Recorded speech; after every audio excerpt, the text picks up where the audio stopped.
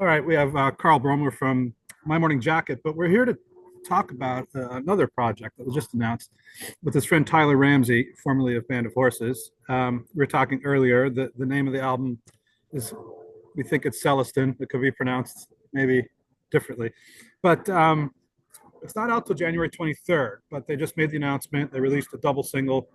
We're going to talk about both of those tracks. But first of all, a good place to start, as usual, is the beginning. And I know you and Tyler met a while back, 2012, when Band of Horses was opening for My Morning Jacket. And you see, your band is known for taking out some great bands on tour, and I'm sure you see a lot of talent. And there's this B here. Sorry. What was it about Tyler in particular, his playing, and not only his playing, but how you felt you could mesh into that and create something? I think it just comes from getting to see a band many nights in a row and starting to kind of focus in on each person. It's a bit of an occupational hazard that I like to break it down, see how the band is working, you know. Um, and obviously, I sort of naturally focus in on maybe the not the singer so much as the other players. And he just kind of blew me away. I couldn't figure out how he was doing Mm. some of the stuff he was doing. He approaches the guitar in a very unique and cool way that's different than what I do. And so it just kind of piqued my curiosity. And, we hung a little bit on that tour, but we kind of got to know each other after I listened to some of his albums. And I thought, like, this is also hitting me in the same way where I'm curious and interested in it and always looking for collaborators. And so I reached out and we got together and did some tours together with no music that we had created together, just let's go play shows and I'll accompany you, you accompany me. It'll just be fun to have a friend and just do this together. And that was really, really fun. Like, we both loved doing that. Uh, I think we're both capable of being songwriters, and maybe Tyler more so than me, and of commanding being a front man and, like, being the focus. But I think we both love stepping back and helping, and then sometimes stepping forward. So it's sort of like a natural symbiosis between us. Yeah. And you finally, like a lot of people, found time, probably nothing but time during the COVID lockdown. And a lot of albums made during COVID uh, were made strictly remotely. I mean, I've talked to people where they haven't even met the person yet when the album is released. But in this case, you already knew each other. You did the duo thing. You worked remotely, but then you did get into your studio, which is that where you are now? Is that where you're sitting, where you made the record? Cool. So, how far along were things when you got together physically, and how much did the process of actually being in person with him change the dynamic and how things Yeah, came? it's really cool. I love limitations. you know, I think in the current age, recording with some limitations is actually a very healthy situation. At least for me, it works for my personality.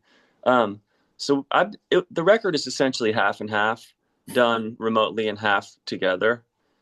And it was really nice to really take a lot of time. So the first song he sent me was Celestun, and he just played it once into a SM57 into his computer, and he sent it to me, and I sat with it and I played along to it, and then I would come back the next day and play along to it again, and just slowly learned it. And then I figured out how to stick myself into this piece of music, and I kind of wrote this sort of complicated part that to accompany him. And that was really cool because there was no pressure. There was no, like, you know, sometimes recording sessions are stressful and you need to get it done or whatever. I had just plenty of time and I was just focused on one piece of music. And there was no pressure, no real plan at that point. We were just sort of, bored and sending music. And then when we got together, it did change a little bit. We decided, oh, let's put some songs with some vocals here. we experimented a little bit with recording just two guitars into one microphone, which was really cool. And then I used a lot of the tracks that were recorded digitally. I put them through my 4-track cassette tape, and that really kind of made it feel more like what I was hearing in my head. Tyler and I love like weird lost 60s and 70s acoustic guitar records. And we kind of thought, oh, wouldn't it be cool to make one of those? No one's going to want it, but let's make it anyway. And so that was sort of our starting point. And we're just kind of exploring it, you know. I think the next one will probably do all of it together. Hmm. He's already sending me new pieces of music, and I'm already sending him new pieces of music. So it's cool. It feels like a fertile uh, uh, project to me. Yeah. That thankfully very different than the band I'm in, Right. and like I think it complements that more than tries to be like it. Since I studied music in college, I had to play some really difficult guitar pieces, and like doing this is kind of like that. It's almost like bringing back my classical guitar chops and mindset of like the instrument and really digging in, like how good could I get? You know, I think playing with Tyler makes me a good guitar player, whereas before we did this project I wasn't playing that much. You Hmm. know, it's kind of like, you know, on tour and then come home, be a dad, whatever, write songs. But it's really a good challenge. It's like golfing with someone who's better than you. It's Right. like when I'm playing with Tyler, that's how it feels. I'm like, wow, shit, like I need to get my act together here. And like that's the kind of situation I need to be in to improve. Yeah. Um, with Tyler specifically, or even in general, is there ever does it ever occur that someone sends you a track, asks you to add your thing to it, and you listen to it and say, "I have nothing to add. I think this is finished." Um, are you referring to like what Tyler sent me or just in Well, general, like but I mean, any? if you could speak to it both, in general, but also with Tyler. I mean, I mean, I'm Yeah. assuming he left space for you, so, or he wouldn't have been sending these. But Yeah, I mean, yeah, I hope I didn't insert myself where I didn't need to be on the songs.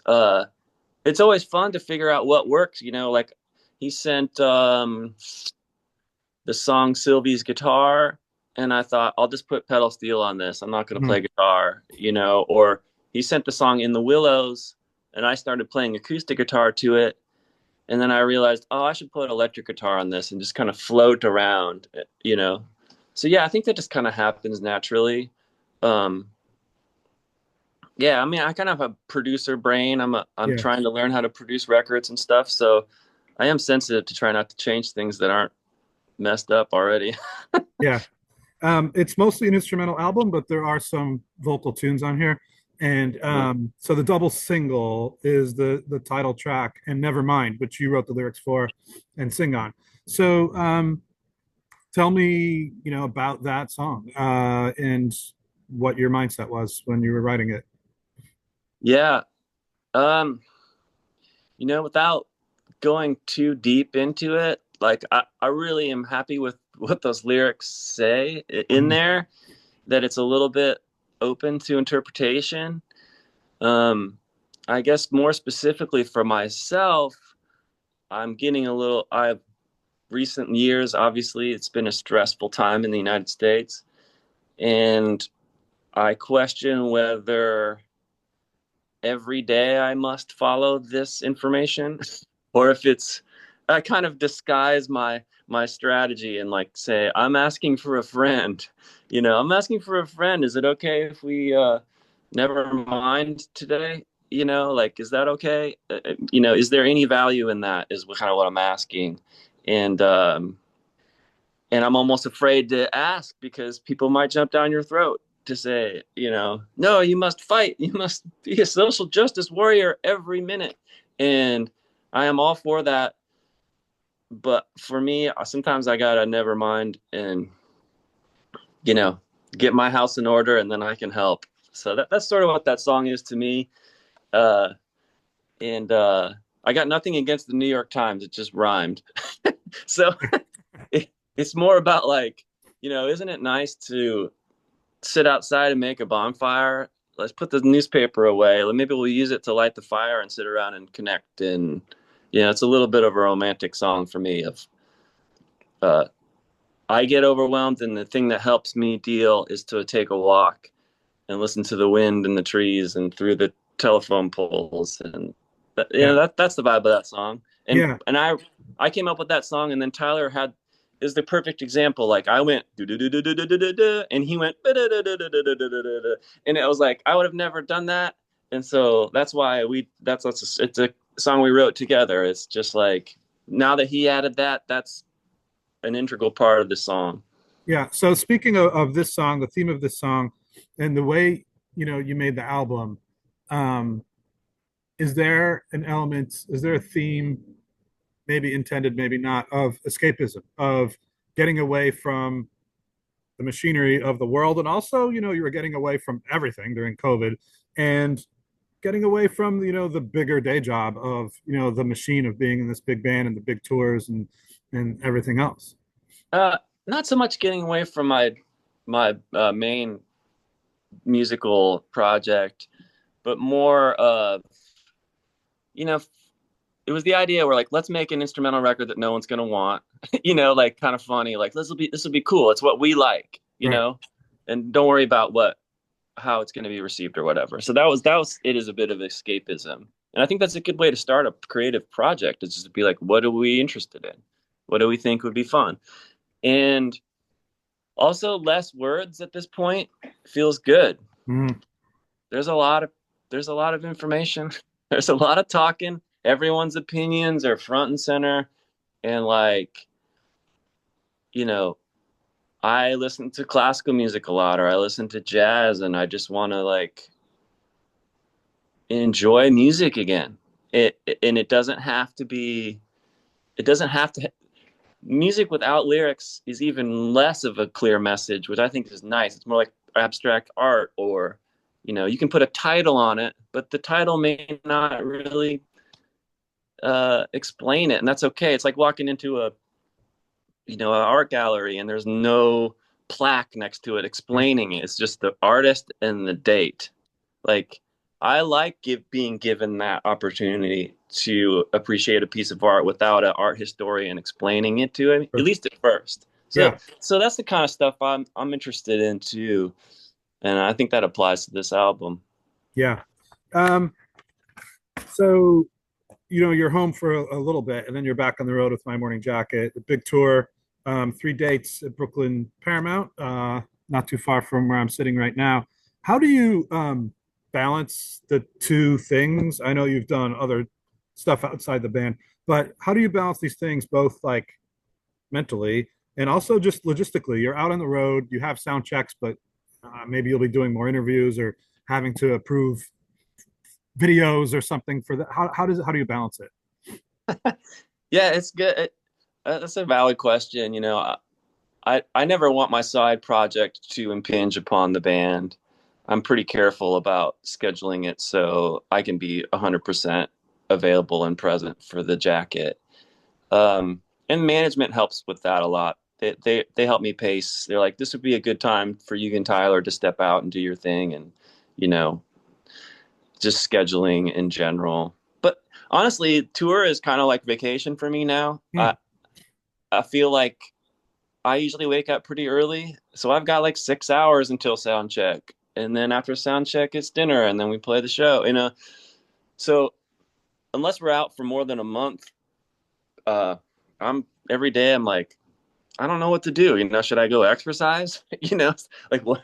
Go take pictures. It's great. This level of touring with the band is like very. I feel very grateful for it. There's lots of people to take care of all my gear and help me travel, and it's fabulous. So it's not going to be an issue. Uh,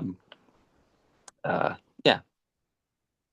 When I'm wondering, when you're learning, when you're being formally trained, at even the high school level, the university level, you're learning theory, you're learning performance, maybe some history. But are you do you feel that you're being prepared on how to collaborate, how to play with other people how to change, this project calls for this project calls for that.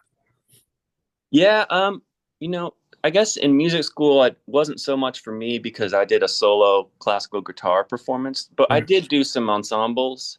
Mainly for me, it's just been 35 years of being in bands. Uh-huh. I've been in bands ever since I was 16. And like I've been in a ton of bands.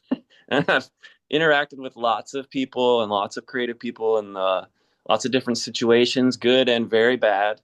And uh kind of through that, you just learn trial and error, what's working. And I think the main thing that I learned is that my assets to the band is in the area of collaboration, in the support area. I like to find my spot. I like to look for the opening and go there. And I'm not necessarily too worried about, you know, being in the spotlight. Yeah.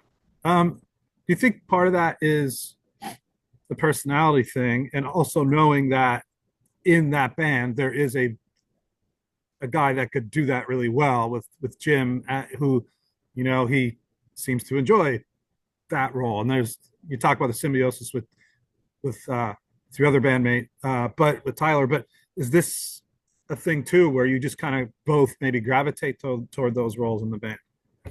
Yeah, maybe so. Yeah, I mean, I just love being in the jacket for this long has been really interesting and amazing. Like we've all taught each other so much. I've learned so much from Jim and Bo and Patrick and Tom about how to live in the world, what to play, what to say, how to, how to have fun. Like it really, the music thing is so personal too that like there's not a whole lot of thought going into it, or some being conceptual about how to be in a band doesn't really help you that much. But acknowledging what you're good at and being at peace with what you're not does help you. Yeah.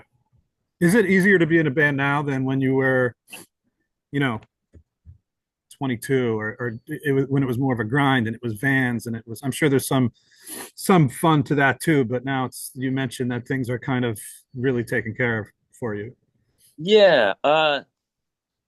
Well, I mean, Tyler and I are going to get to drive ourselves around Yeah, and you'll get a taste of relive it it. soon. Yeah. Share a hotel room maybe sometimes too. So I don't know. There's definitely a lot of nostalgia with the olden days and driving around, and the fresh experiences were really fun. I think the most meaningful part of the beginning of the jacket for me was I had done 10 years in a van with other bands, and no one cared. It felt like no one cared. No one was really rooting for us. We were beating our heads against the wall. And I got in the van with the jacket guys, and I felt like there was a wind at our back. Hmm. And for the first time, I was like, wow, like this doesn't feel like a pipe dream all of a sudden. It's the same van. It's a different group of people, but I could sense something else was occurring, and that was very magical and makes me very happy to remember those times. Uh, which do you think is a bigger challenge, or maybe how are they different challenges? Getting a band like that to a certain level of being pretty comfortable and pretty successful, or actually maintaining that once you get there? It's all challenging. The last 10 years or so, we've put a lot of work in, a lot of meetings and talks, and you know making sure how we move through the world works for everyone. It's been work all the way through. It's like any long-term relationship. You got to maintain it. You got to put yourself out there at times, and say things that need to be said that are hard to say. Yeah. And once you get past that, it's better. you know Yeah. I mean, for this goes for, I think, most bands when they start out, they're pretty narrow focused on this. Maybe they don't have a family, they're living sometimes together or really nearby. And then as the band, people grow older, just like anything else, and you get married, you have kids, you're sometimes in different time zones. does it take kind of, you talk about, you need to, you know, kind of, do you have to be more intentional about being creative within the band, because you're not just seeing each other every day? I mean, you could go away, probably not see each other for months, and that spark could maybe fizzle. No, I think the opposite is true for us Sure. now after this many years. It's really nice to be like, hey, in March, we're meeting at Jim's place. We're gonna work on music for 2 weeks, and I just look forward to it, and I can be ready for it. And we all having free time that is black with the band, whereas nothing scheduled, makes the on time amazing. Uh-huh. And so it's not a constant like drip of water, like you can't do anything else. It's like even just being present with your family. It's like, if your home life is working and your family's good, your kids are good, and like, your house is in order, go on tour and it's just like a blast. But Yeah. if there's, and the vice versa, I got to make sure the band is like everyone's on the same page. As we say goodbye, we make sure we have a plan, and we're not going to let it fizzle. Yeah. Uh, I used to live in a house with a bunch of band guys, and that was great. I mean, we wrote songs every day, but we also partied too much, and it's just like not a good way to live, not sustainable. Right. Right. When you have an idea, whether you're on the bus or walking around in your yard or something, do you immediately know where you're going to file that idea? Oh, this is going to be for the next jacket thing, or this is going to be for some other thing, or anything else like that. Mm. Not necessarily. I just kind of always have voice memos and songs half finished, and most of the My Morning Jacket songs originate with Jim, and so I don't have to bring too much material. I do try to like ingest a lot of music, so then I can write my parts and like have fresh ideas that I wouldn't have had last year. I'm still a fan of just sitting down and learning songs just for the fuck of it, like Mhm. just like did when I was a teenager. Like right now, I sit and learn Kinks songs. I'm obsessed Mhm. with Ray Davies. I think he's like, I don't know. I'm just in love with him right now. And so I'm kind of going through all those records and, you know, looking at song arrangements. I'm really interested in song arrangement. When we, so the My Morning Jacket made a record with Brendan O'Brien recently, and that felt like my producing internship, my recording internship. He blew my mind every day, and I feel like I learned a ton. I'm so happy with our record too. And so, and he was so big on arrangement, and I think that is one of the most important parts that sometimes gets lost when people are making records, is kind of really making sure what's there needs to be there, and then then when you do go off into space, it really means something Right. instead of just kind of like, yeah, I'm a little bit of a mainstream guy. Like I like songs that make sense. I like, you know, I like seeing Paul McCartney, but not seeing Dylan now. It's Right. like Paul Sure. McCartney plays his songs and they're fucking incredible. Dylan is wandering around and sometimes it's insanely magical, but most of the time I'm frustrated with it. So that's my personality. That's my taste. That's funny Uh, that McCartney, I saw an interview with McCartney and he said the same thing about going to see Dylan. mm. So it's Yeah, kind of and I don't want to interesting. talk shit about Dylan. I Yeah. love him. I can't imagine the world without him and his contributions. But I'm a little bit more of a showman where I want to make sure that people have a great time, and like that's just as important as me expressing anything, I think. Yeah. Uh, Now, that said, you talk about Celestun and how, maybe jokingly, the idea was let's make a record that nobody wants, right? Well, now it's going to be out there. You're going to tour it in January. What's the approach now that it's not just your little inside thing, and it's going to be out there for the world? Do you think about it differently? a little bit, yeah. I mean, it's kind of funny. It, it's nice to set yourself up before you're going to create and not have to think about someone hearing it. So joking about that was sort of like our way of being like closing the door. We're in Right. a safe space. Let's do whatever. But realistically, yeah, I mean, the idea was also we've toured together. It would be smart to have an album that we make together so we could go tour again. Yeah. And so I think realistically, we knew it would come out.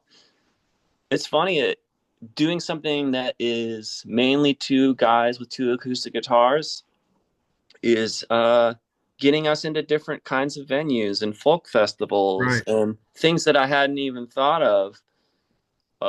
We're getting invited to do. So that's really cool too. Um, I think we're going to find ourselves in new situations, both of us. And also it's kind of a purity thing for me as far as just focusing on the guitar. Yeah. No gear, nothing. Like you have to make it happen on the guitar, and we need to figure out how to do a great show, the two of us. And I think we're going to figure it out. It's been really cool. Last time we did a show, we just did two acoustic guitars and it was so much fun. I just like I I just loved it. I'll grab a slide. He'll grab a harmonica. I don't know. Well, I'm going to do an interpretive dance. I don't know how we're going to do a 90-minute show and have it be great, but we'll figure it out. That's a good challenge for us. Yeah. Carl, is there anything else you wanted to mention? I think we did a decent job of covering what you've been up to and thoughts on the record. But is there anything else you wanted to mention about it? Um, Geez, when I listen to it, it's what I would want to hear. It's a record that I am interested in hearing. And I'm grateful that we have some sort of profile where people are monitoring what we're doing. Like, thank Yeah. you for checking it out and understanding it. I think maybe we underestimated the reception of it a little bit. But like I said, that kind of helps us just work. And like it Yeah. reminds me of when my morning jacket made Z. I wasn't thinking about anything else. I wasn't thinking about, oh my God, like, hope this is as good as the last record. I just thought at that point I had been in and out of so many bands. I was like, I feel the wind behind my back, but this may not last. And like, I think once you get entrenched in a routine or an expectation game, it just makes things harder to work. And so I'm interested in just following this with Tyler when we have time and continuing to collaborate with people. I just love working on songs with people. I've produced a couple records recently that I really am proud of. This guy T. Hardy Morris, my Yeah. friend from Athens, we made his record mainly in this room on my 4-track, and it was so much fun. Um, so I'm always looking for things that give me energy. Like while I'm working, I'm just like buzzing. Like I don't want to step away from this. That was how I was working with Tyler. I don't want to step away from this. Like, and now that we have this record, we're already like having more ideas. So it feels worth doing, and I appreciate your attention on it. That's great. Well, thanks, Carl. Really appreciate it. It was great talking to you. And I'll be seeing you in a few weeks at Brooklyn Paramount for, I think, the Saturday show. So looking forward to it. Yes, should be fun. All right. Thanks, Michael. Thank you. Bye. Have a great day. You too.